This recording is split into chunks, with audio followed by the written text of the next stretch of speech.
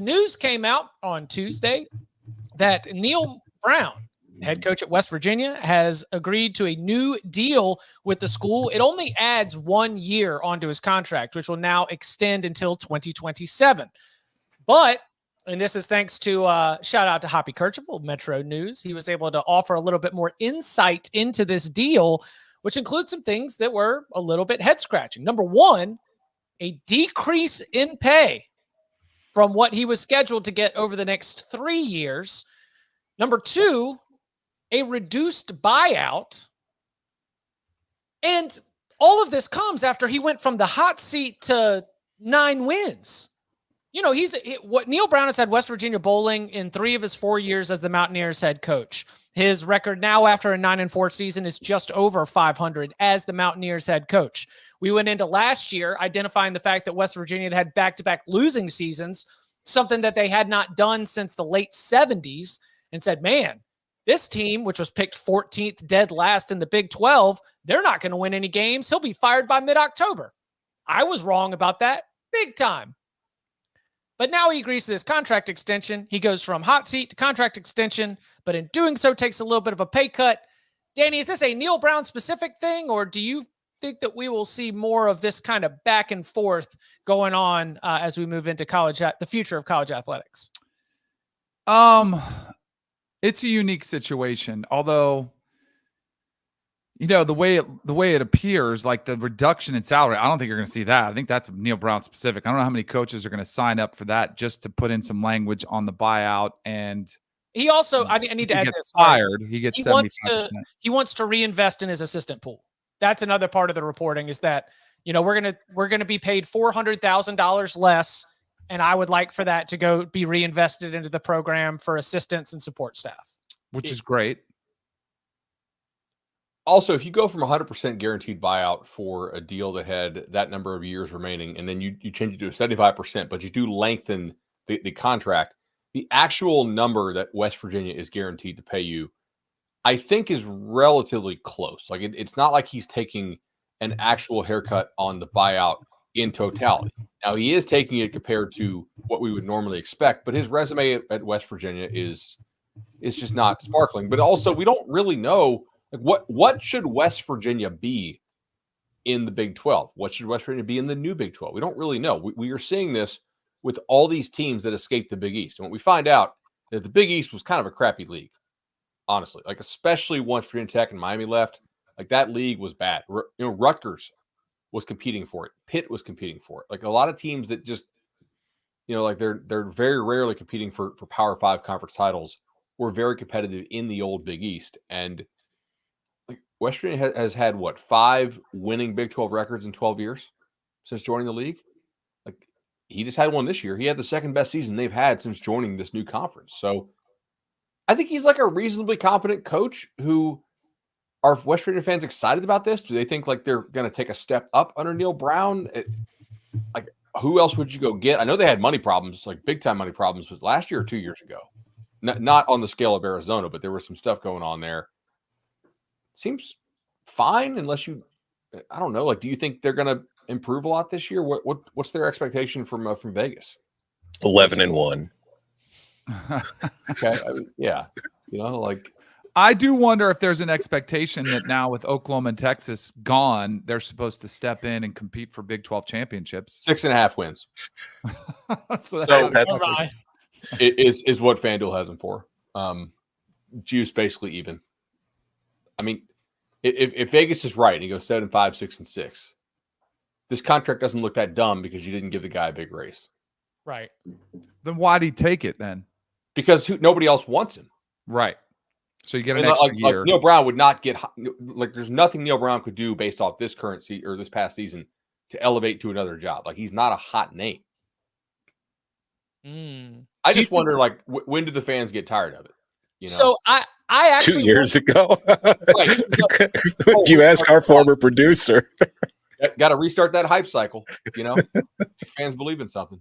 So you have mentioned that, Bud. Sorry, I didn't mean to not address you, but I was wondering if this is the beginning of the decreasing of coaching salaries.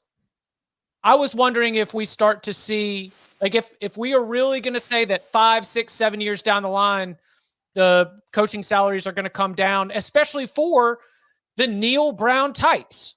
You are at a program of a certain level, but you are not at one of the programs. And the idea, like, that's the first place that I'm going is not the first or second best job in a conference where we're going to see the decrease. It's in the fourth or fifth best job in a conference. That's when they're like, all right, the going rate at this school is no longer you sign up and you just automatically get $5 million. Now, Neal is going to be making just a little bit over 4, but you could make that same argument that, if on very, very small levels, we start to see more deals created where it might just be funny accounting, but you're at least like saying, okay, we can't drum up the extra $500,000 for assistant coaches anymore.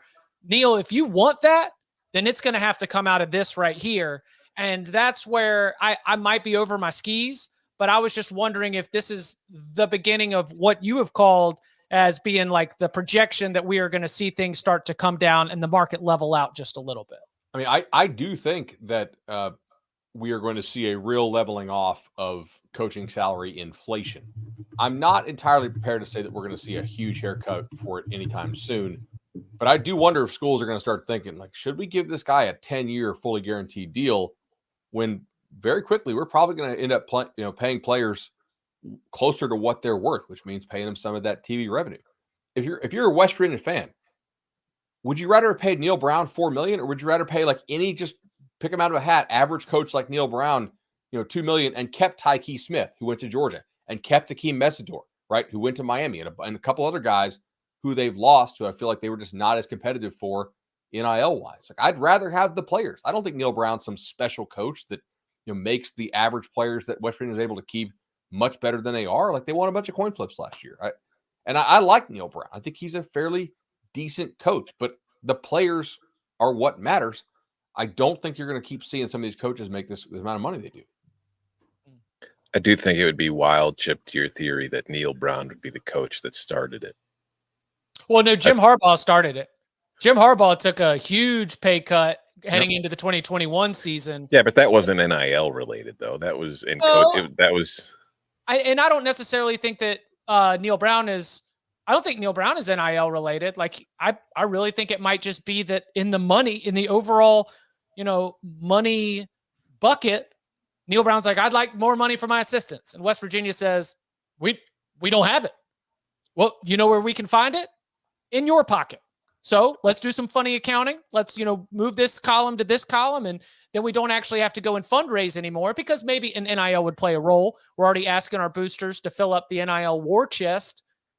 But just, everything's going to shrink. It's going to shrink for athletic directors, assistant athletic directors. It's going to shrink for head coaches. It's going to shrink for everybody at the top of these salary lists, where if things are going to get siphoned off to head towards the players, and people and programs are preparing for that, then you're going to have to make it work somewhere on the spreadsheet.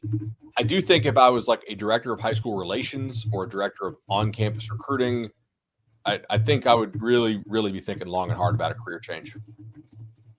In the long term. Like, I don't think you can retire from those jobs. Those jobs are not going to exist in the current form 10 years from now. I don't believe. Shoot, I thought a really good point. No, I don't. That happens to me all the damn time. Don't worry about it. I'm locked and loaded with really good points always. Oh yeah, nice. Oh yeah. So I read the Chris Lowe article today on Alabama, and it's what you would expect as far as painting things in a certain light. But according to Chris Lowe, they went after DeBoer and Norvell first. They kind of downplayed the Lanning Sarkisian thing as like they knew it was not gettable. Okay. If you think about DeBoer and Norvell, by far the biggest questions about those guys that remain is their ability to recruit at an elite level. Out of high school. Yes. Yeah. Like that, they got everything else licked. Evaluation, player development's been really good, play calling, in-game coaching, very few questions in those areas. The only real remaining questions are, like, can Mike Norvell recruit at a high level? Can Kalen DeBoer recruit at a high level? Now, this could be that Alabama AD Greg Byrne has a blind spot for this, okay, because he has hired some guys before at spots who are not good recruiters but are really good game coaches. It just might be what he does. Or Greg Byrne might be just freaking genius if in 2 years we go to some kind of model that doesn't involve recruiting nearly as much, and then you got one of the very best X and O player development coaches in the sport in Kalen DeBoer locked in. Like if there's any kind of change in this sport where recruiting matters less, then that makes that DeBoer hire that much better. You thought about that? I don't know. And there's certain coaches out there whose value would go way down, obviously. Right. Because you're not considered a great coach. You're only there because you're a great recruiter and accumulator of talent. Yeah.